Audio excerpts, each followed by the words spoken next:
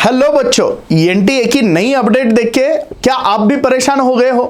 क्या आपको भी कंफ्यूजन है कि यार मेरा आधार पे जो नाम है सेम उसी सीक्वेंस में मेरे बोर्ड सर्टिफिकेट पे नहीं है? क्या आपका भी मोबाइल या मेल आईडी आपके आधार से लिंक नहीं है? क्या आपको भी लगता है यार ये अपार आईडी है क्या चीज, या कहां से उठा के लेके आ गई है एनटीए? तो बेटा ये सारे क्वेश्चंस के आंसर्स हम लोग इस वीडियो में आपको देने वाले हैं। कोई भी कंफ्यूजन आपके मन में नहीं रहना चाहिए, कोई भी टेंशन लेने का काम इस चीज में नहीं है। तो हम लोग एक एक चीज अच्छे से देखेंगे। तो बेटा सबसे पहली चीज कि अपार आईडी कहां से जनरेट होता है, तो बेटा ये डिजी लॉकर से होता है। ऑब्वियसली डिजी लॉकर के साथ आपका आधार लिंक होना जरूरी है, और आपका जो आधार है वो इस बार से आपका मोबाइल नंबर से, आपके मेल आईडी से लिंक होना बहुत जरूरी है। बेटा बहुत बार ऐसे होता है कि हम लोग जब एनटीए का फॉर्म भरते हैं ना, तो उसके ओटीपी जो आते हैं वो हमारे आधार से जो मोबाइल लिंक है उसी के साथ आते हैं।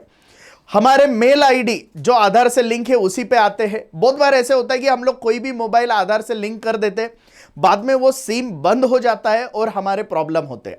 तो हमारा आधार हमारे मोबाइल से, करेक्ट मोबाइल से और करेक्ट मेल आईडी से लिंक होना बहुत जरूरी है।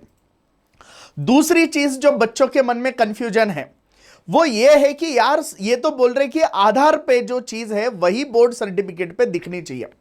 तो बेटा हमने सीधा एनटीए से बात की, तो उन्होंने ये कहा है कि नाम में करेक्शन अगर है तो वो प्रॉब्लम हो सकता है। नाम का सीक्वेंस अगर चेंज है तो उसका कोई प्रॉब्लम नहीं होने वाला। ये बात आप पहले अच्छे से समझ लो। पहले तो ये भी सुन लो कि एक्चुअली इन सारी चीजों के बारे में एनटीए क्या कहता है। गुड इवनिंग एनटीए में स्वागत है। क्या सहायता कर सकता हूँ आपकी? सर जी नमस्ते, मैं डॉक्टर देशमुख बात कर रहा हूँ। जी सर बताएं। एक्चुअली अभी जो आपका पब्लिक नोटिस आया है, किस चीज़ को लेकर? हाँ, किस एग्जाम के इसके एग्जाम नेम बताएं, किस एग्जाम के लिए बात कर रहे हो? नीट यूजी के लिए। नीट यूजी के लिए क्या जानना चाह रहे हो? यस सर, अभी हमारे जो बच्चे हैं वो, हम लोग जब आधार सेंटर पे जा रहे हैं तो कोई एक टाइम पे अगर हमने किसी चीज को अपडेट करने को डाल दिया तो उसमें ऐसे हो रहा है कि उसको टाइम लग सकता है, और जब तक वो पहला रिजेक्शन या फिर क्लियर नहीं होगा तब तक वो दूसरा हम लोग उसमें कुछ चेंजेस नहीं कर सकते, ऐसा है। तो ऐसे में मुझे बस ये क्लैरिफिकेशन चाहिए, बोर्ड सर्टिफिकेट का नाम और आधार का नाम कंपलसरी सेम ही जरूरी है क्या अपने को? जी जी कंपलसरी है सर वो तो। ओके, और अगर वो अपडेशन में अगर मतलब कुछ लेट हो गया तो क्या डेट्स वगैरह बढ़ेंगे क्या? डेट्स वगैरह नहीं बढ़ेगी सर, अभी तो कोई अपडेट नहीं है डेट्स बढ़ने की। अच्छा, बाकी वेट कीजिए, बाकी वो आपके 10th और आधार कार्ड में डिटेल सेम होनी चाहिए, ये तो कंपलसरी अभी इसीलिए नोटिस पहले ही डाल दिया गया है। ओके, ठीक है। वो हाँ जी हाँ जी। हाँ हाँ। और दूसरी चीज, बायोमेट्रिक अपडेट होना जरूरी है। जी जी जी बायोमेट्रिक अपडेट होना चाहिए, फोटो वगैरह लेटेस्ट होनी चाहिए। फोटो जैसे लेटेस्ट होनी चाहिए। पुरानी वाली बचपन वाली नहीं होनी चाहिए। ठीक है, तो ओके ये सारी चीजें आपको इन सब चीजों का ध्यान रखना पड़ेगा। Okay okay okay. ओके। और मोबाइल और हमारा ये मेल आईडी भी लिंक ही होना चाहिए कंपलसरी। जी जी जो जो डॉक्यूमेंट बताया गया है वो होने चाहिए। ठीक हाँ है। हाँ हाँ। और अभी सुनो ना कि मान लो मेरी बोर्ड सर्टिफिकेट पे सरनेम पहले है, जैसे हमारे महाराष्ट्र बोर्ड के इस पे होता है। नहीं उसमें कोई प्रॉब्लम नहीं है सर, आधार कार्ड और मार्कशीट में सिर्फ सीक्वेंस अलग है, आगे पीछे है। हाँ हाँ। महाराष्ट्र गुजरात में जो 10th वाली मार्कशीट में होता है उनका सरनेम पहले होता है, राइट? Yes, right right. वो प्रॉब्लम है तो कोई प्रॉब्लम नहीं है। अच्छा, लेकिन वो अगर चलेगा। वो चलेगा, उसमें कोई प्रॉब्लम नहीं है।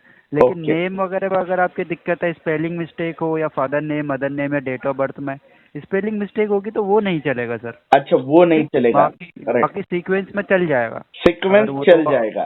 चल जाएगा, वो तो आपका महाराष्ट्र और गुजरात में चलता है ना, वो 10th की मार्कशीट में यस सब यस सही है। यस। वो आपका पर्सनली एक कैंडिडेट का नहीं है ना? राइट राइट तो राइट। वो चल जाएगा, लेकिन अगर कैंडिडेट का नेम गलत है या डेट ऑफ बर्थ गलत है वो चीज़ नहीं चलेगी। ठीक है, तो वो ओके चीज़ मेक श्योर कीजिएगा वो करेक्ट हो। Okay okay okay. सीक्वेंस चल जाएगा। ठीक है। Yes boss, yes yes yes, चलेगा। Thank you so much. Welcome sir. तो सुन लिया बेटा, तो इसका मतलब यह है कि हमारा नाम और आधार पे यानी बोर्ड सर्टिफिकेट पे जो नाम है और आधार पे जो नाम है उसका अगर सीक्वेंस अलग है तो ज्यादा प्रॉब्लम नहीं होने वाली, कोई प्रॉब्लम नहीं होने वाली। लेकिन अगर नाम में ही कुछ गलती है, स्पेलिंग मिस्टेक अगर है, तो वो आपको करेक्ट करना बहुत इंपॉर्टेंट है। नेक्स्ट चीज ये है कि बहुत पुराना अगर फोटो आपकी आधार पे है तो उसे अपडेट करना बहुत जरूरी है। बायोमेट्रिक अपडेट करना, फोटो अपडेट करना बहुत जरूरी है, क्योंकि बहुत पुराना अगर है तो वो काम नहीं करने वाला। तो बेटा ये चीजों को आप अच्छे से समझ लो, कोई भी टेंशन लेने की जरूरत नहीं है। और लास्ट इंपॉर्टेंट चीज मैं इस वीडियो के माध्यम से आपको बताना चाहता हूं कि डीसीबी बायोलॉजी के कैंपस में आने वाले संडे को यानी परसों सुबह 7 बजे से आधार की टीम आने वाली है, और बच्चों के नाम में अगर करेक्शन है तो वो करके देंगे, अगर आपका अपडेट नहीं हुआ है तो वो करके देंगे, मोबाइल और मेल आईडी लिंक करके देंगे, और इसे डिजी लॉकर से लिंक करके आपका अपार आईडी भी क्रिएट करके देंगे। अगर आपको भी ये सारी चीजें करनी है तो बेटा डीसीबी बायोलॉजी को संडे सुबह 7 बजे आके जरूर विजिट करिए और अपने सारे प्रॉब्लम सॉल्व कर लीजिए। Thank you very much.